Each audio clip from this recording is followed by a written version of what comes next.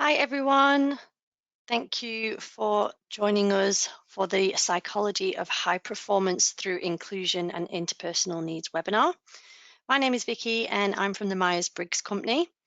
Today's webinar will run for about an hour. Due to the number of people joining, we will keep everyone on mute to avoid any background noise, but we do encourage your participation by using the questions box feature on your GoToWebinar panel. We want this to be an interactive webinar and I'll be assisting with questions and comments throughout.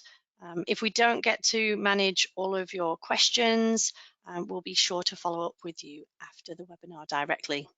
Please note that this webinar is being recorded and we will send out an email with a link to the recording and slides within the next few days.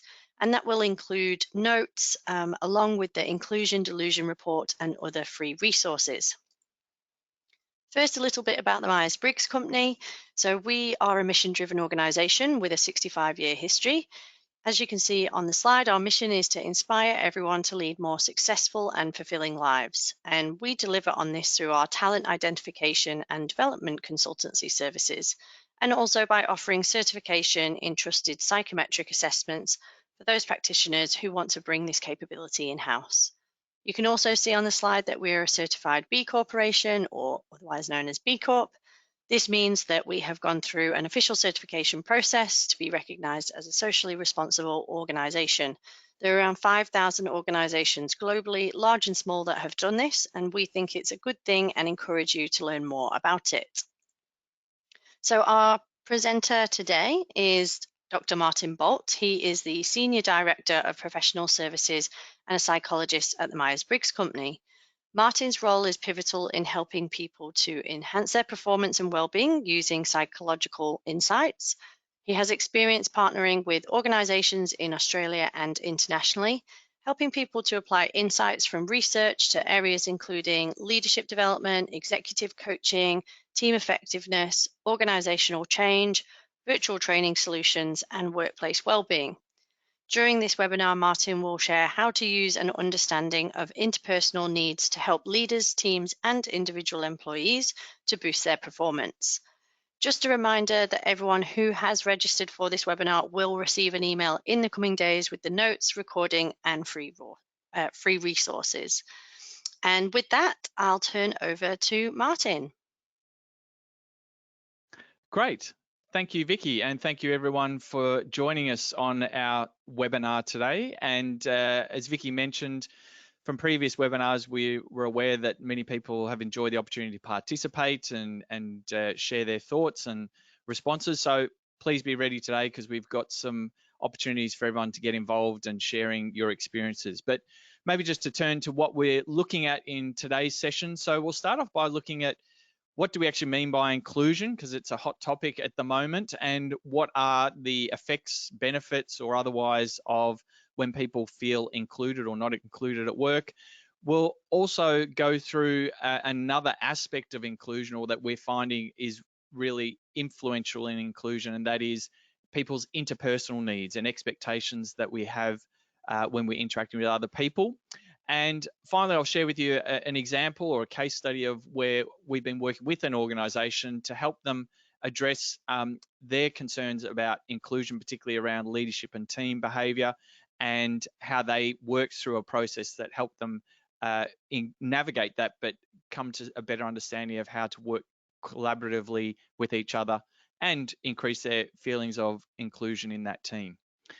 So the word inclusion, I guess, is a hot topic in many ways in the workplace, and I'm seeing it rising through a lot of media publications. Indeed, in conferences I've been to recently, it seems to be in nearly every session. So it's probably important to think about what is inclusion. And we've done our own research on this as well. And we actually started by asking people in terms of work, what does inclusion mean to them? What does it mean to be included? So here's a bit of a summary of some of the responses people shared.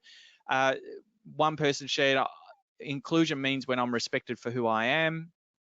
Someone else reported that they feel included by their co-workers and their manager. That gives them a sense of inclusion. When someone can be their true self in the workplace, being able to participate and contribute gives that person a sense of inclusion. being able to be included in decision making and having a role in that. And another example there is when my views are respected and accepted and acted upon, is an example of where someone said they felt included at work. So maybe just to start off with what your experiences of inclusion are. What does inclusion mean for you? So here's your chance to participate. And what we'll ask everyone to do is in the go to meeting toolbar, you'll find there's a chat section. And if you could just take a moment to share a brief response in there, and Vicky will share an example of some of the things that people are sharing to this question. So what is one action, or what one action would make you feel more included at work today or this week? What's one thing that could happen that would make you feel more included?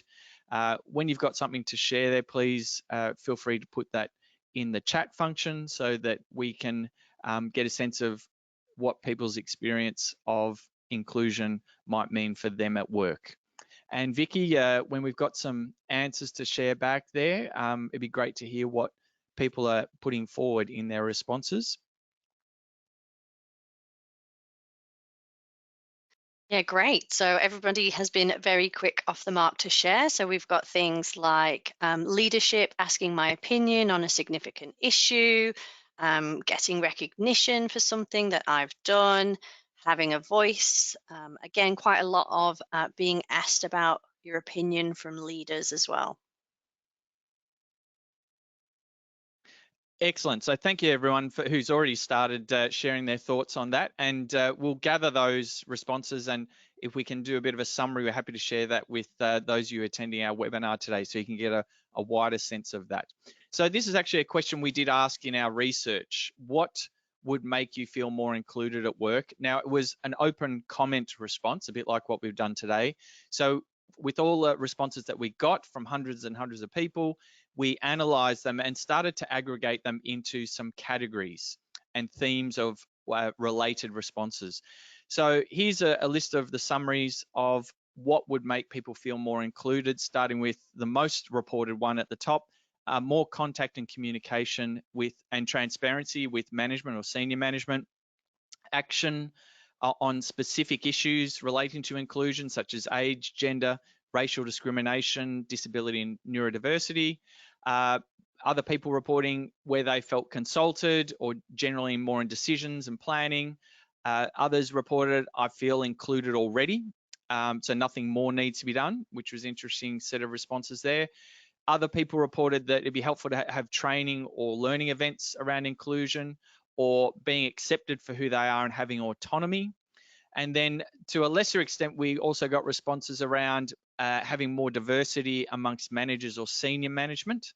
And the two last categories, and there were a few, multiple responses that fit into these two last categories.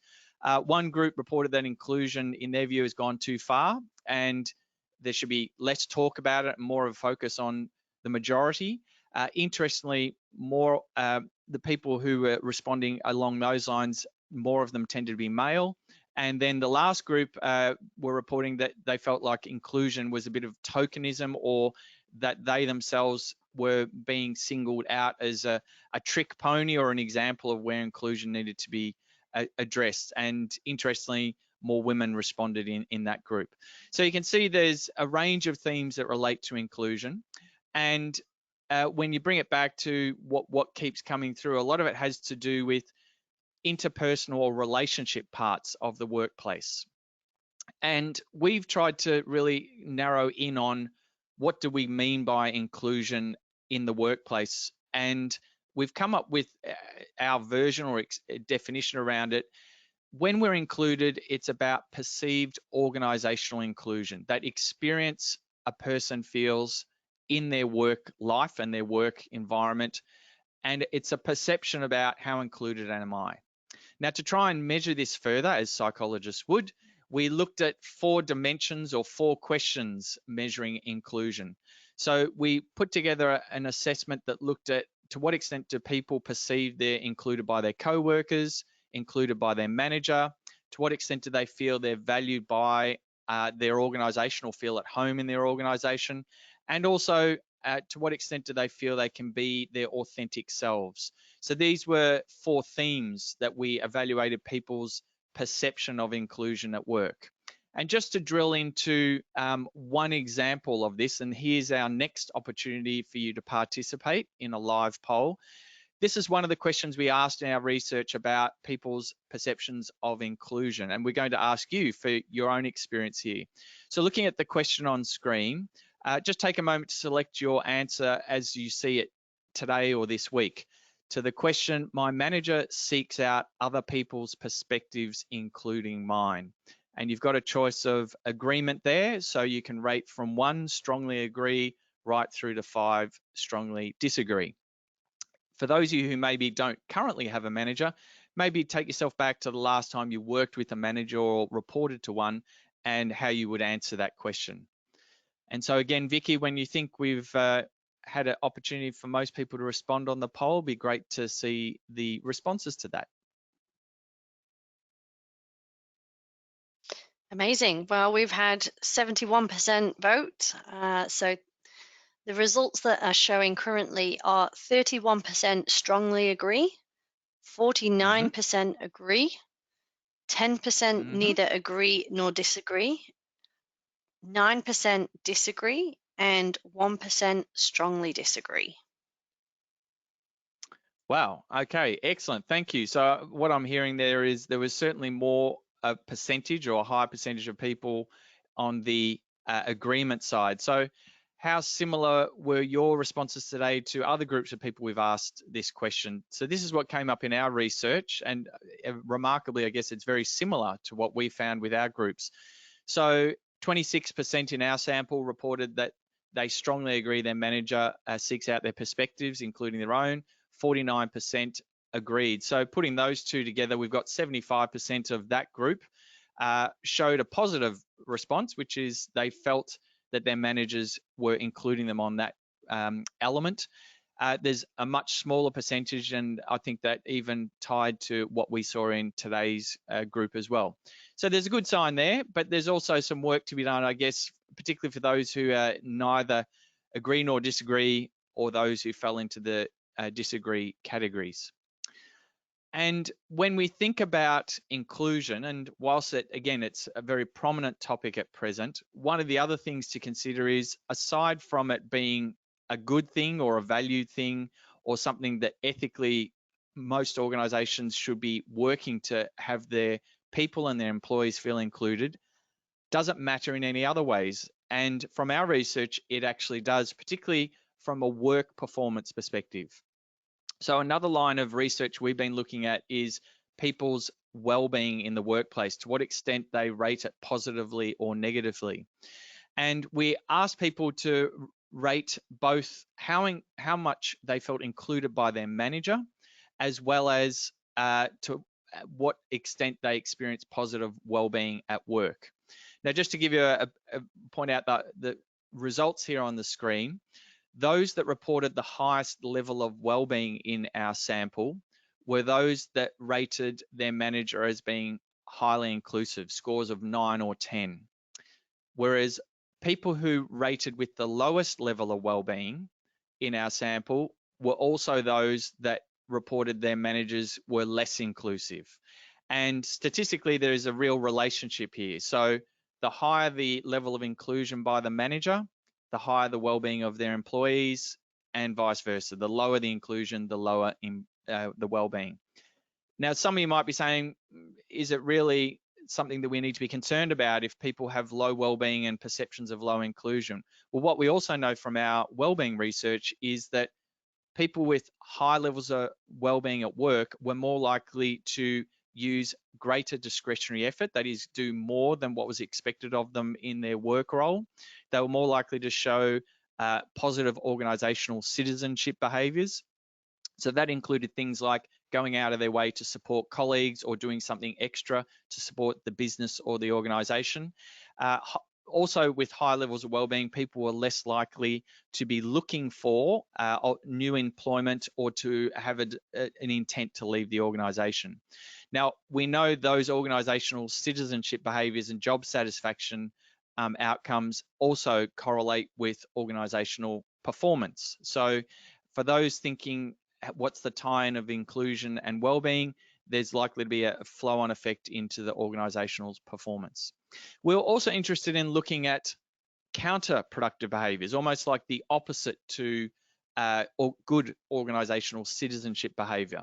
And these counterproductive behaviors would be where people observe others talking negatively about the organization, both internally and externally, or actually not doing extra effort to support their colleagues or the organization. And we found a relationship here as well. So those who were reporting low levels of inclusion by their manager also reported a higher proportion of counterproductive behaviors, whereas those who felt highly included by their manager, less likely to experience these counterproductive behaviors. And many of these counterproductive behaviors are often generically termed the toxic behaviors.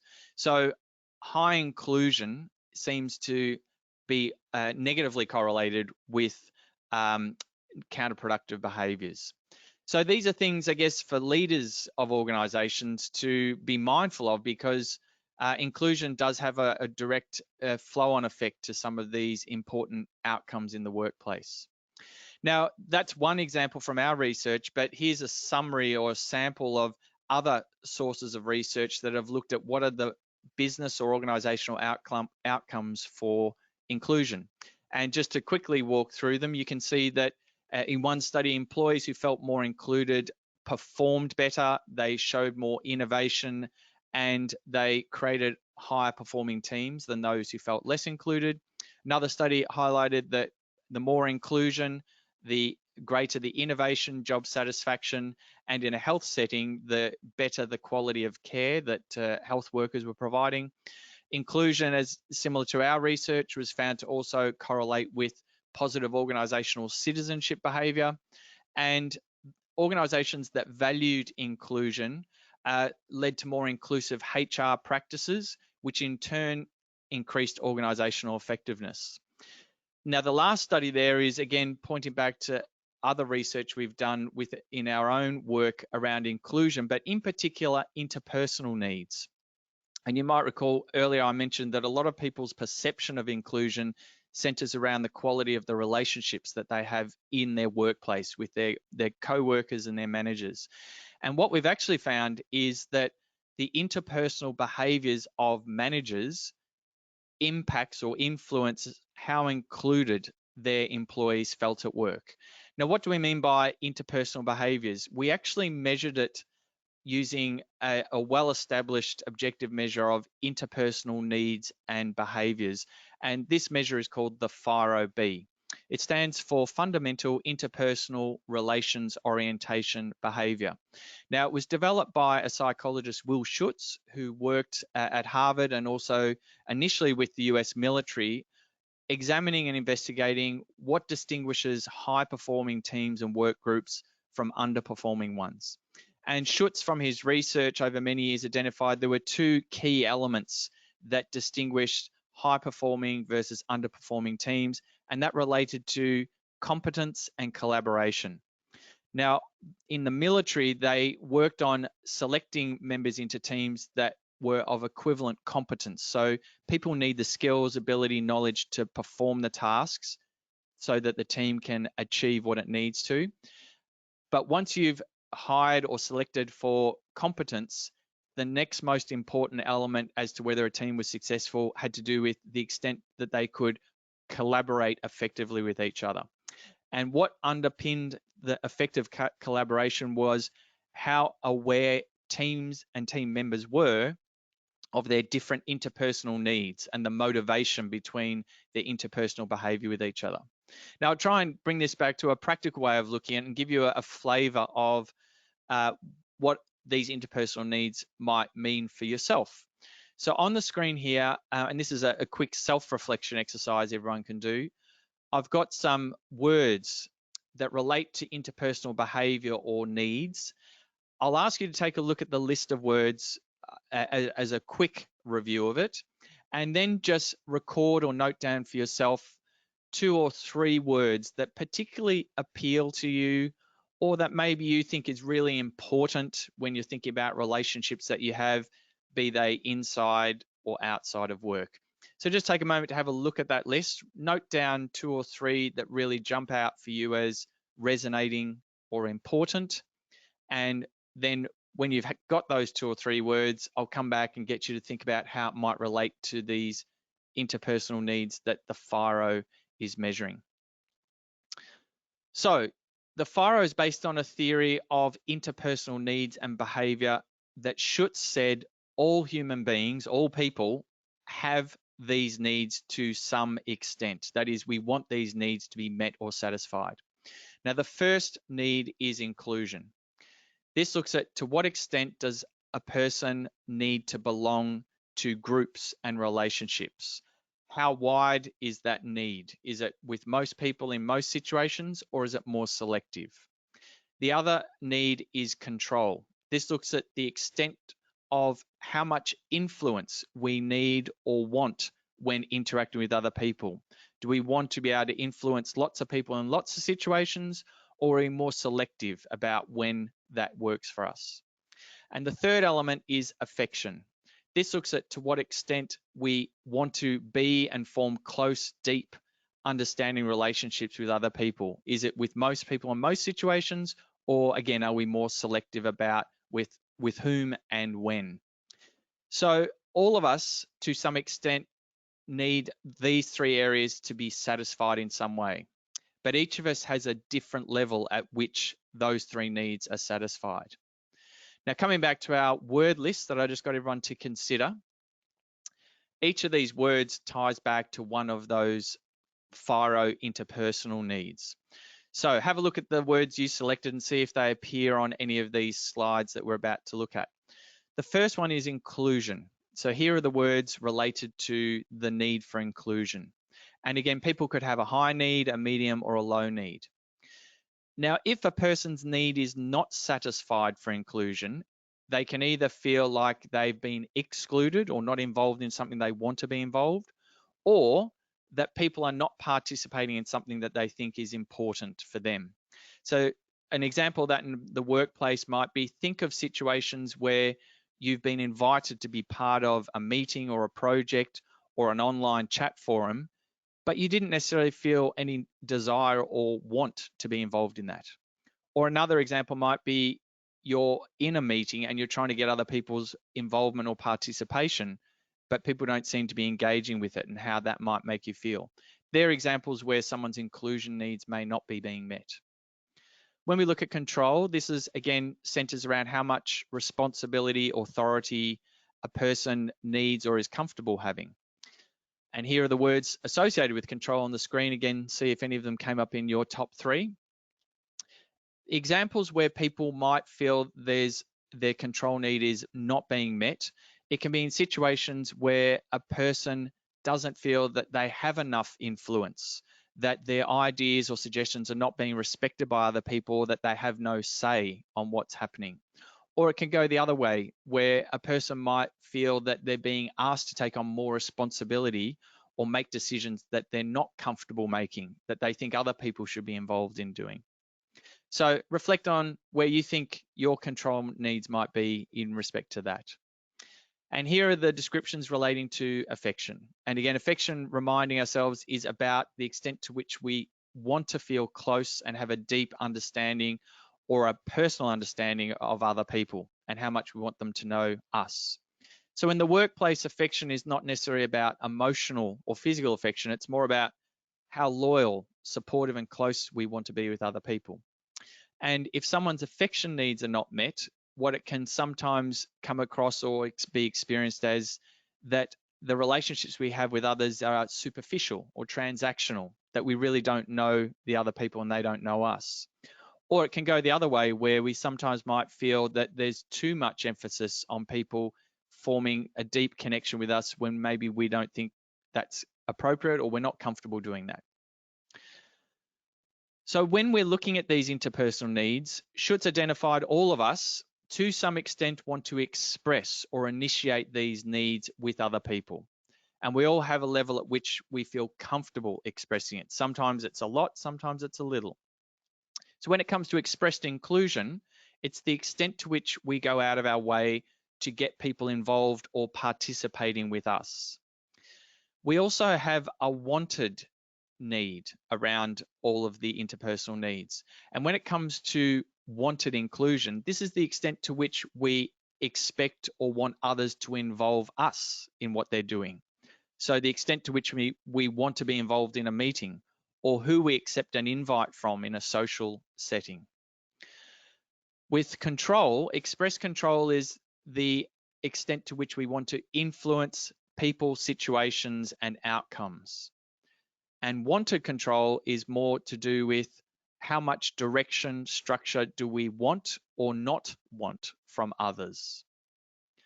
And affection, when we're looking at affection on the express side, this is to what extent do I go out of my way to build close trusting and loyal relationships with others? That is sharing more about my personal thoughts and concerns. Wanted affection is more about to what extent do we expect others to go out of their way to form a close relationship with us. So you can see there are really 6 dimensions of the FIRO model, and we all have our own unique levels at which those 3 needs are satisfied. So when we're thinking about expressed and wanted behaviors, another way of visualizing it is our expressed behaviors are where we've got a large vessel of water or a hose, and it's how much water or liquid we're comfortable offering. When we think about wanted behaviors, it's how much our bucket, if we've got a bucket, how much we need to have that bucket filled to a level it's satisfying. So expressed is what we give, wanted is what we expect from other people. Now, Schutz actually said our interpersonal needs are akin to physical needs that we have, such as the need for water, food, rest. And if we don't get a physical need met, that leads to a state of dissatisfaction or discomfort. So take the example that you're feeling thirsty. That's a signal from your body to say you need water. Now, if you're thirsty and you manage to get a drink of water, but it's not enough to quench your thirst, it leads us to a state of feeling dissatisfied. Or another situation, we might be thirsty, but we get too much water. We feel overwhelmed, almost drowned by the amount of water that we're expected to take on. So what we're ultimately looking for to get a need satisfied is a sufficient amount of that need at which we personally feel satisfied. This is what we call the set point. And Schutz actually said all of us have a set point for inclusion, control, and affection where it's met or satisfied. If it's not met or satisfied, that's when you see people behaving in ways with other people to get that need met. And if it's not met, this is where people actually feel potentially dissatisfied and at a more extensive way can sometimes be quite distressed. So what's an example of this around one of the interpersonal needs? So here are some of the behaviors you would see resulting from expressed inclusion. Now, remembering expressed inclusion is about the extent to which we go out of our way to initiate and build participation and involvement with other people. So when I'm using the FIRO, I often do exercises once people have identified where their scores and needs are as to which group they fall into. Those who are in the high group will often describe that it's quite comfortable for them to go out of their way to introduce people, take the initiative, find out about people. In social settings, they're comfortable talking, joking with a wide range of people, and they often prefer to be around or work with other people. Without interpersonal interaction, it can be quite dissatisfying. So they'll tend to opt to work with others than work alone. Now, people who sit more in the low expressed inclusion group are more selective about who they want to be included with. So they tend to opt to work independently on projects because that meets that need of being selective.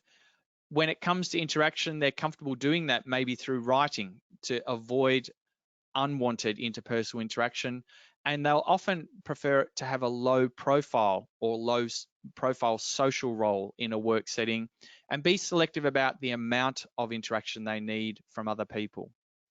Of course, there is a group of people who fit within what we call the medium category. And people in the medium category can sometimes show elements of the high or the low expressed inclusion, but it depends on the situation. Now, there is no right or wrong level to be at. There's no good or bad level, high, medium, or low. But understanding where our own needs fall can help us better understand when we're likely to be satisfied or when we're feeling dissatisfied about a relationship, what might be going on. So let's look at an example of a person and their interpersonal needs. So here we have Joe. Joe's undertaken the FIRO, and here's a summary of his results. So starting with inclusion, you can see from his high expressed inclusion, low wanted inclusion, Joe's going to be comfortable expressing and going out of way to get people involved, to ask for their contributions, to invite them to meetings or events.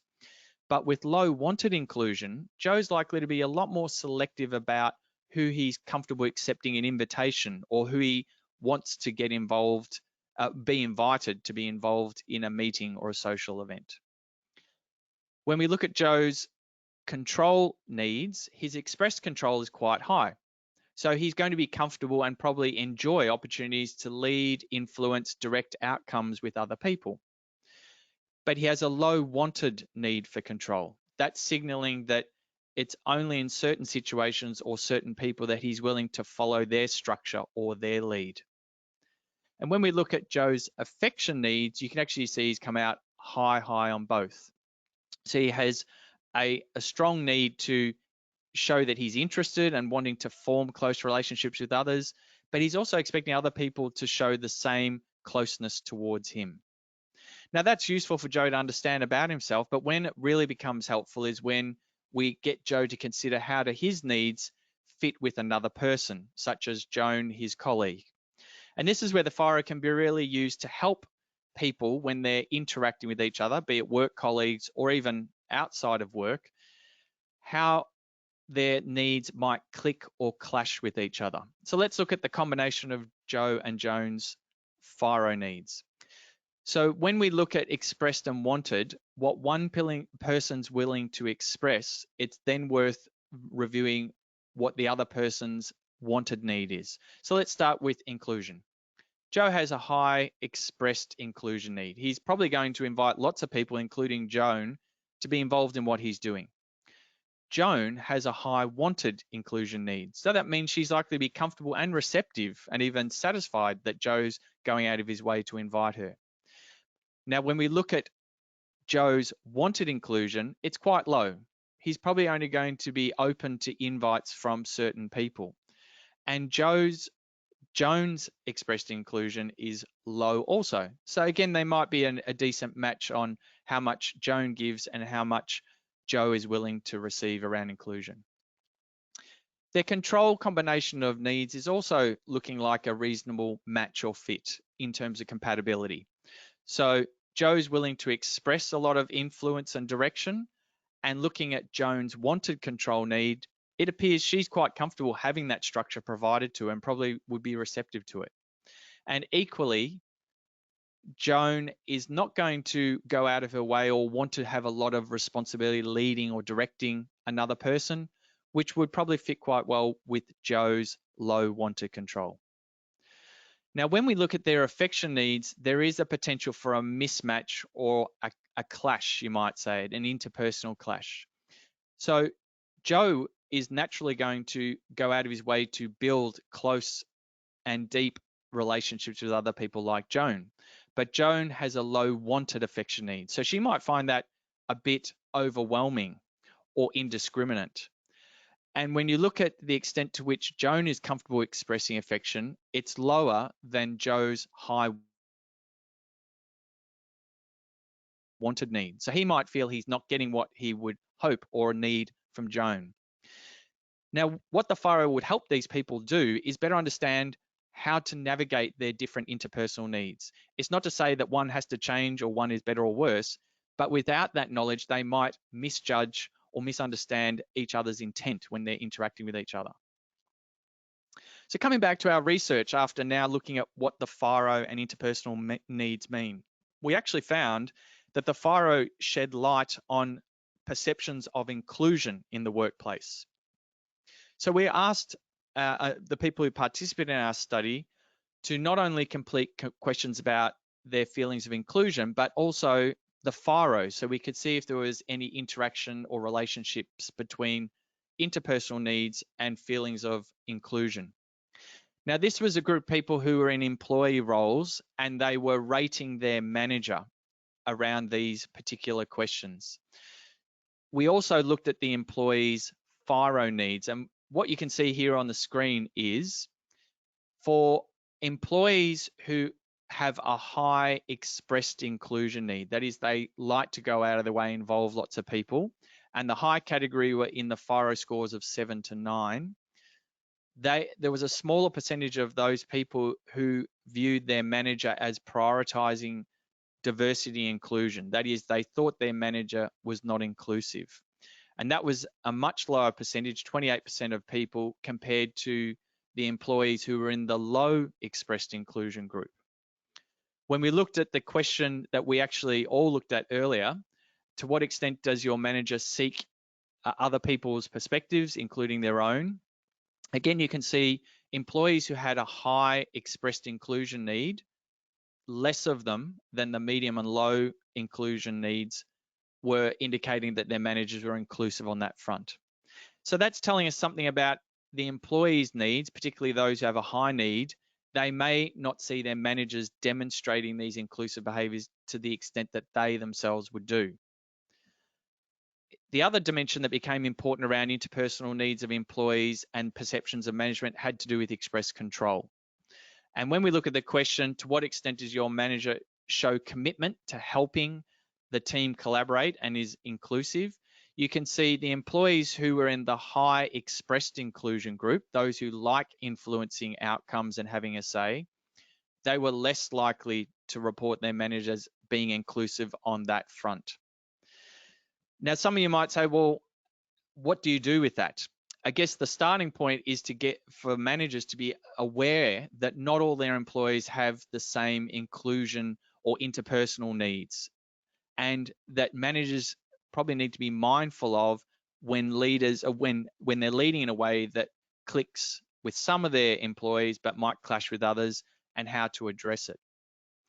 But we were also interested looking at from the perspective of managers' interpersonal needs on the FIRO and whether that added anything to inclusion. So we developed a measure of inclusive leadership behaviour, the extent to which managers show and demonstrate behaviours that lead their staff or employees to feeling included. And what we wanted to know is, are there certain interpersonal needs that managers have that lead to more inclusive behaviours? So this was a group of managers who were evaluated on their inclusive leadership and their FIRO. Now, 2 FIRO dimensions in particular stood out as being important around how much inclusive leadership they were likely to demonstrate. The first was wanted inclusion. You can see by the group who are in the 7 to 9 range on high wanted inclusion, that is managers who value and like to be invited and involved by other people, they were more likely to demonstrate inclusive leadership behaviours with others, which kind of makes sense. They want to be included, so they're likely to go out of their way to include others from a leadership point of view. That was a lot higher than the medium or low wanted inclusion groups. The other important dimension of interpersonal needs that managers have was on the wanted affection area.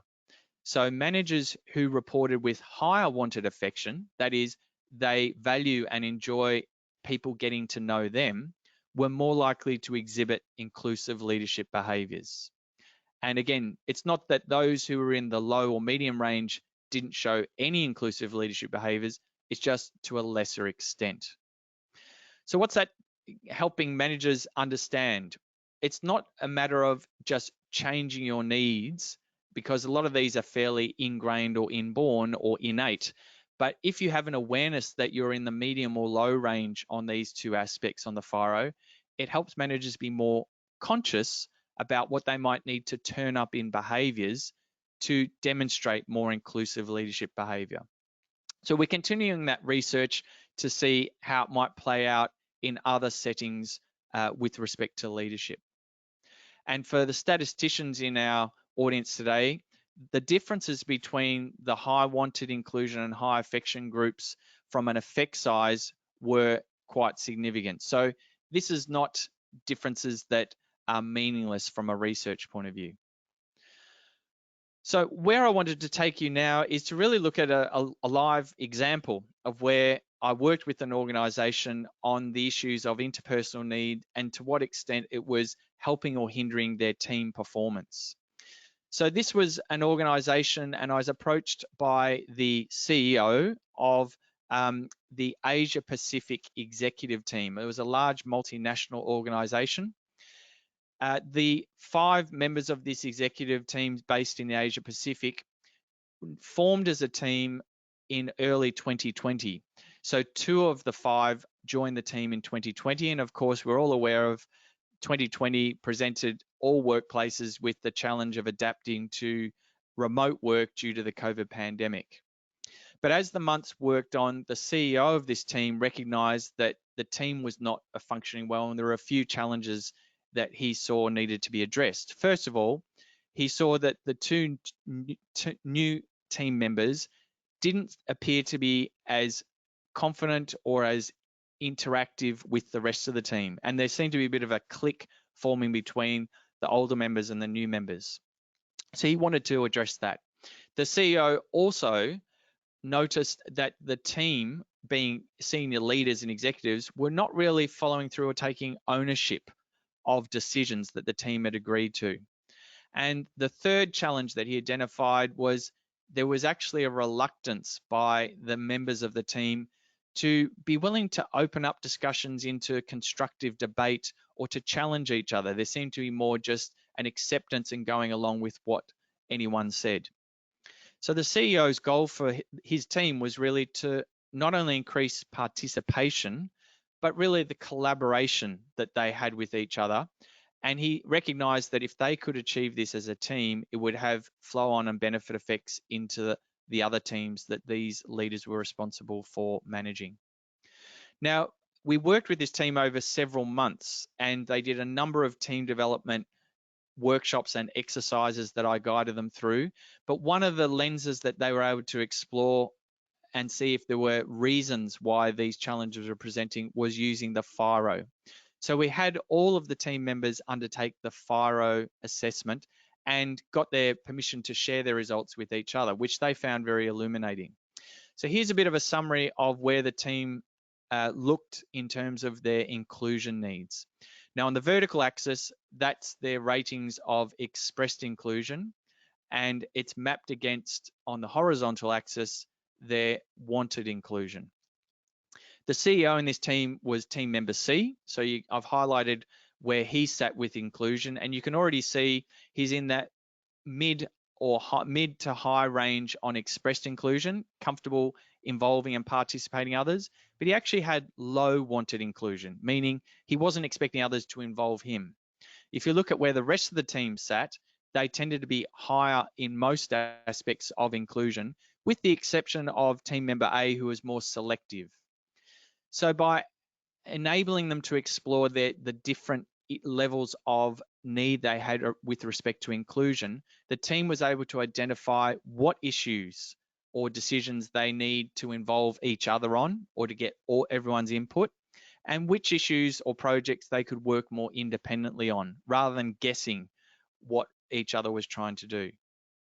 When we looked at their control dimension, here again you can see where the team leader is, team member C, and he tended to again be in the medium to high expressed control range, probably no surprise given he was in a leadership role, with lower expectations of control.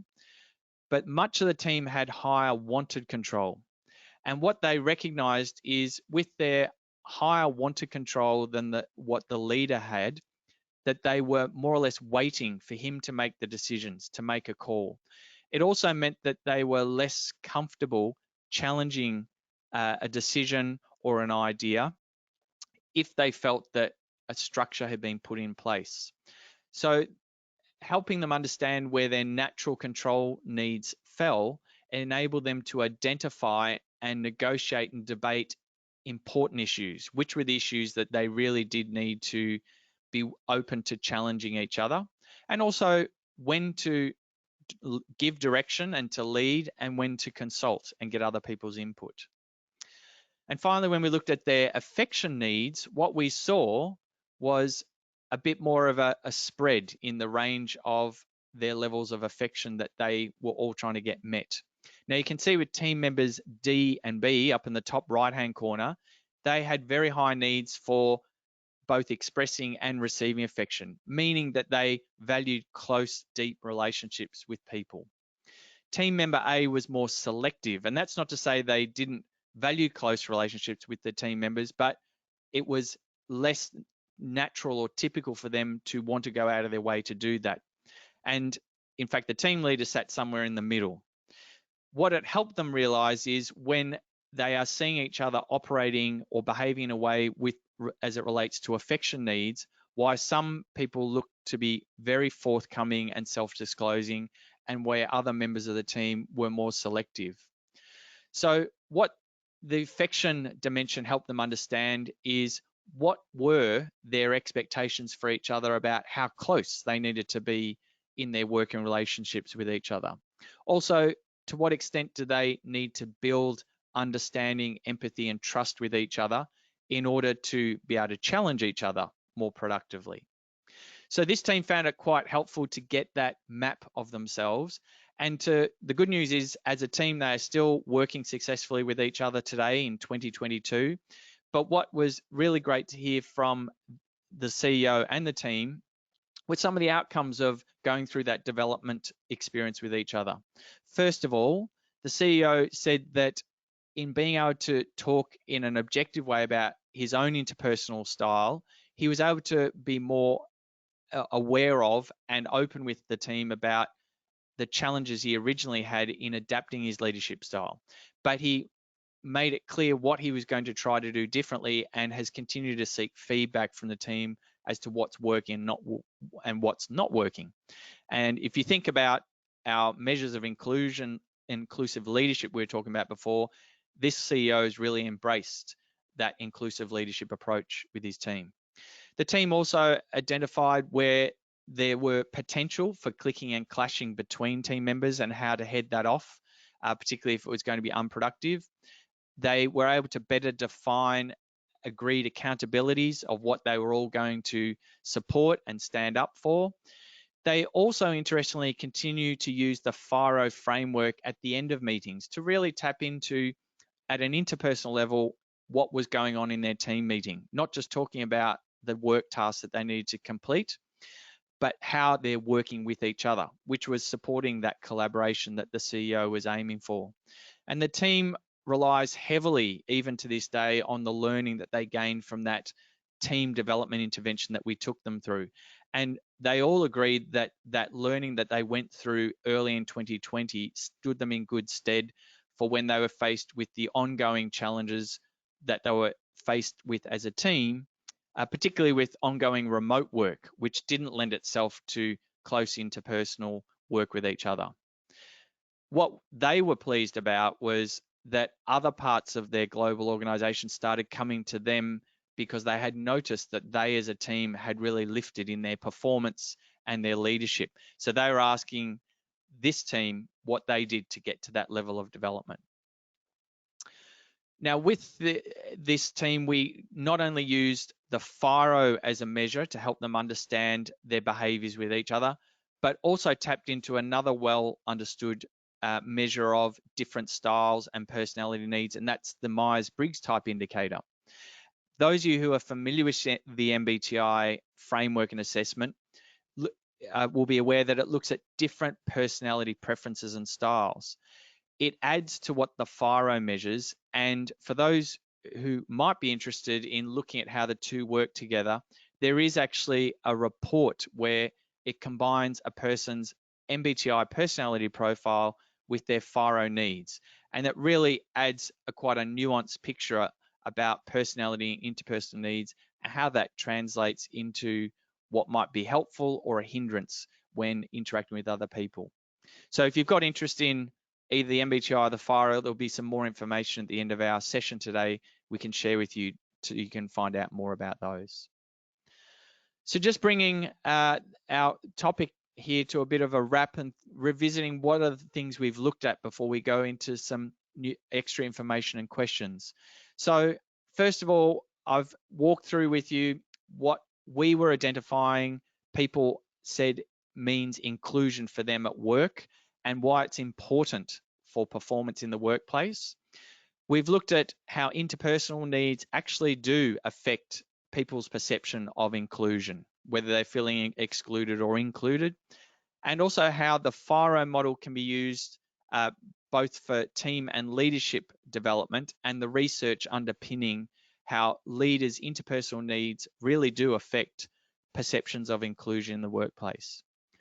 And maybe just to think a bit broader than inclusion, whilst inclusion is a great place to start, to have people feeling included and part of things in their work, there's a much higher level and deeper level that we can work towards, which is belonging.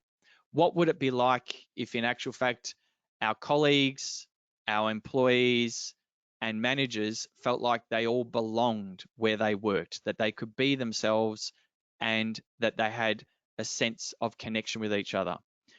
That's when you see performance really lifting compared to people who feel like they're just present in a workplace. So I'll leave that with you to think about what might be some ways you can move from inclusion to belonging in your workplaces. So on that note, I'll hand back to Vicky, who'll take you through some further information that might be useful, and then time permitting, we'll do some questions. Thanks for a great session, Martin.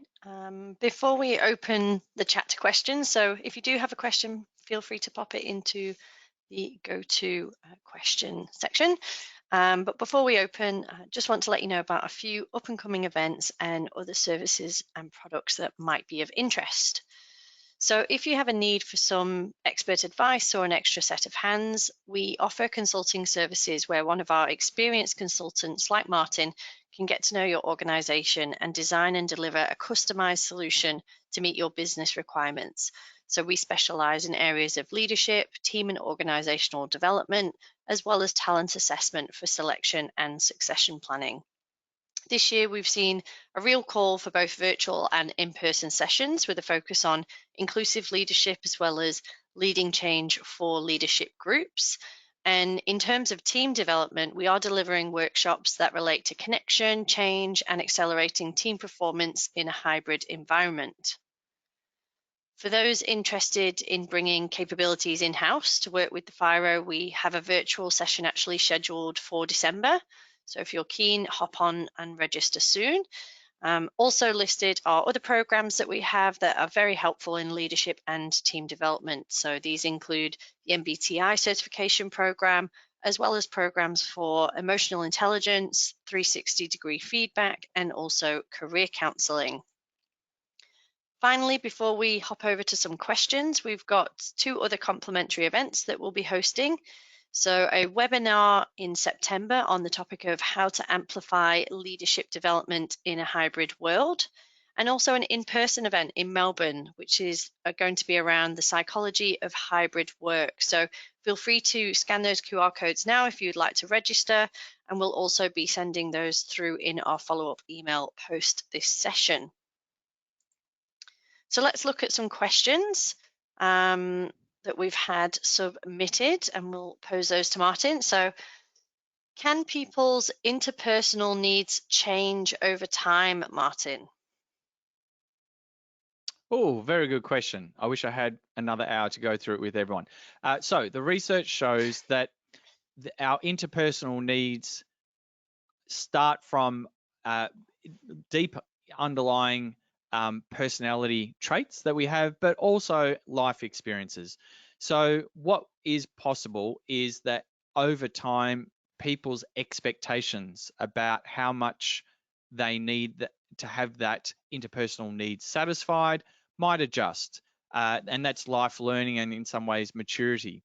What is less likely to happen is someone who might in life generally have a high need is less likely to suddenly, after a period of time, drop to the low category. They might move, say, from high to medium or from low to medium.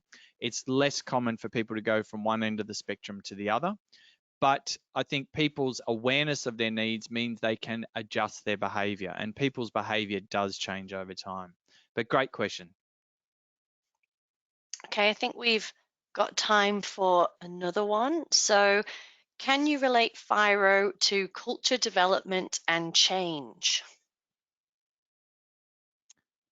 Parts of it you could. So and without fully understanding the question about culture, because I think that's also a very broad topic, but where we've used the FIRO with in a team or group setting is to think about, are there certain interpersonal needs that a group of people have that fit within one level of the scoring range. For example, I worked with an academic institution, and it's probably no surprise that the majority of people in that faculty had low needs for inclusion.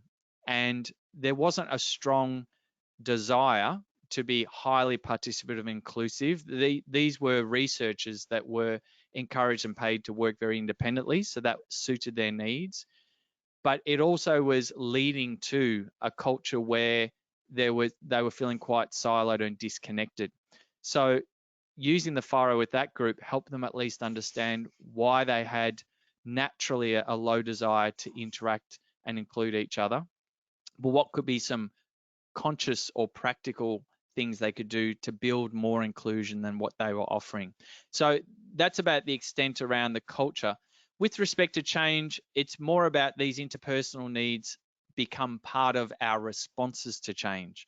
It's not going to predict whether we will or won't change, but ultimately, if people's needs are not being satisfied, that need for inclusion, control, and affection, that might impact on whether they commit or buy into a change that's being proposed. So there's probably a good research project to be done on that one too. Great. Maybe we can squeeze in one final extra question. So, is the FIRO used Mhm. for recruiting or selecting managers? So it's not designed for recruitment or selection. And this is the main reason is the FIRO doesn't measure your actual skill or performance. So any one of us might have a low or a high need or a medium need based on the FIRO, but it doesn't guarantee we're going to demonstrate that need effectively. So it's best used as a developmental tool. As I mentioned, we use it as part of leadership development. A number of executive education organizations and universities use it in part of management leadership training, and also can be used in team development, as I gave the example earlier, where you're helping team members better appreciate and understand where they're coming from with their interpersonal needs. Amazing. Well, we're wrapping up just on time. So I think we'll close that for questions. If you have submitted a question and we haven't been able to answer it, we will be in touch after the podcast, after the webinar, and speak to you directly about that with a response. But thank you so much for everybody who attended. We will be obviously sending around a recording and the notes from today's webinar in an email in the next few days. So thank you again, Martin, for your presentation as well. Great. Thanks, Vicky, and thanks everyone who joined today.